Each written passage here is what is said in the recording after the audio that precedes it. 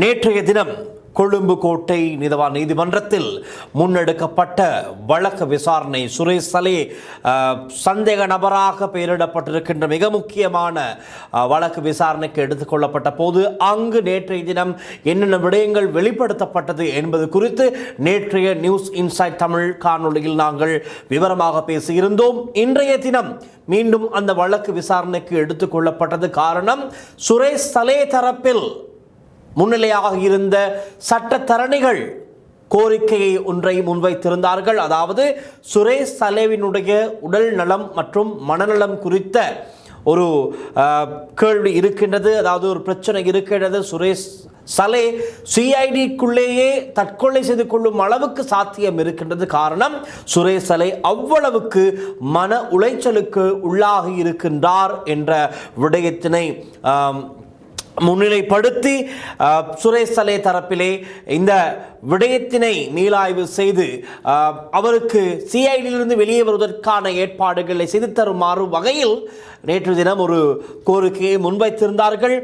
குறிப்பாக அதாவது சிஐடிக்குள்ளே இருந்து வெளியே எடுங்கள் என்ற கோரிக்கையை நேரடியாக அவர்கள் முன்வைக்காவிட்டாலும் கூட அதற்கு ஏற்றாற்போலத்தான் சுரேஷ் சலேவினுடைய அவர் சார்பில் ஆஜராக இருந்த சட்டத்தரணிகள் முன்வைத்த கதையாக கோரிக்கையாக இருக்கின்றது.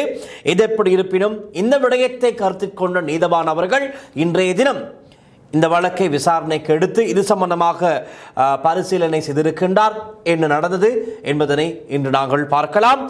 அந்த வகையில் நீதிமன்றத்திலிருந்து கிடைத்த தகவல்களின் அடிப்படையில் சுரேஷ் சலே மனநல மருத்துவரிடம் நடித்துள்ளார், அவருக்கு ஆஸ்கார் விருதை கொடுக்கலாம், 8 தீவிரவாதிகளை வழிநடத்திய சுரேஷ் சலே என்ன புலங்காயா என்று மேலதிக சொலிசிட்டர் ஜெனரல் திலீப் பீரிஸ் அவர்கள் நீதிமன்றத்திலே கேட்டிருக்கின்றார்.